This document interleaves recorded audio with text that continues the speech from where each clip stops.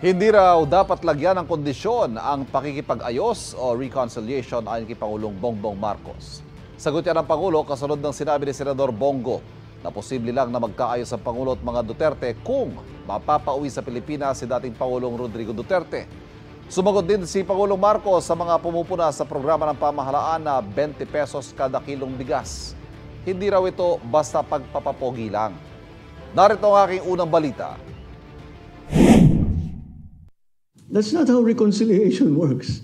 Okay. You don't put conditions to reconcile.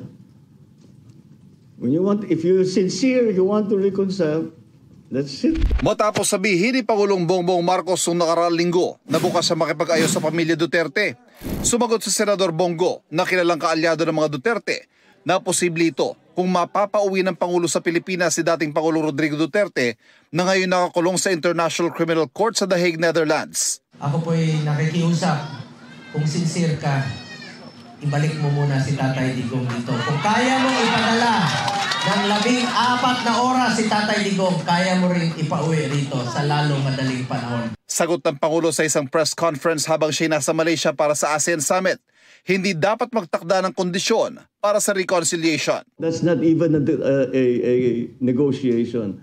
That's demanding. Those are setting conditions. That, pero sasabihin mo, hindi ako makikipag-usap hanggang ibigay mo sa akin ito. Wala pupuntahan na. Kung kaya ko ayusin, di ayusin ko para tapos na to. Ayoko nga ng kaaway. Iginit naman ni Pangulong Marcos na hindi pa rin nagbabagong kanyang posisyon kaugnay sa pagpapa-impeach kay Vice President Sara Duterte. I didn't want impeachment.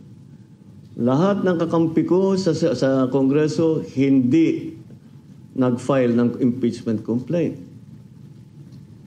Yung mga nag-file ng impeachment complaint, hindi mo masasabing kaya kong utusan o pagsabihan na ito yung gagawin mo. So, why do I have to keep explaining that I did not want impeachment? Nasa kamay na raw ng Kamara at Senado ang pagpapagulo ng impeachment trial laban sa bise. Nagpapatuloy ngayon ang kanyang pagsusuri sa performance ng kanyang gabinete at pinuno ng mga ahensya kasunod ng utos niyang courtesy resignation. Paglilinaw ng Pangulo, hindi ito pagpapaganda lamang ng imahe. I don't do things pang optics. If there is a problem, I like to fix it.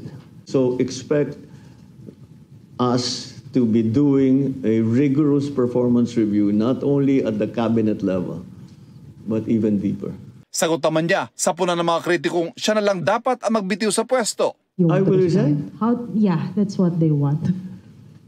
Ba't ko gagawin nyo? At wala sa ugali ko yung tinatakbuhan ng problema. Isa pang sinagot ni Pangulong Marcos sa puna ng mga kritiko, hindi raw pagpapapogi lang ang programang 20 pesos na kada kilo ng bigas. They're fair to have that opinion, but kung it's unsustainable. It's really the what people are saying. Watch me sustain it. And then we'll talk in May of 2028. Natuloy ba o hindi? Ito ang unang balita. Ivan Mayrina para sa GMA Integrated News. Kapuso, huwag magpapahuli sa latest news and updates. Mag-iuna ka sa balita at mag-subscribe sa YouTube channel ng GMA Integrated News.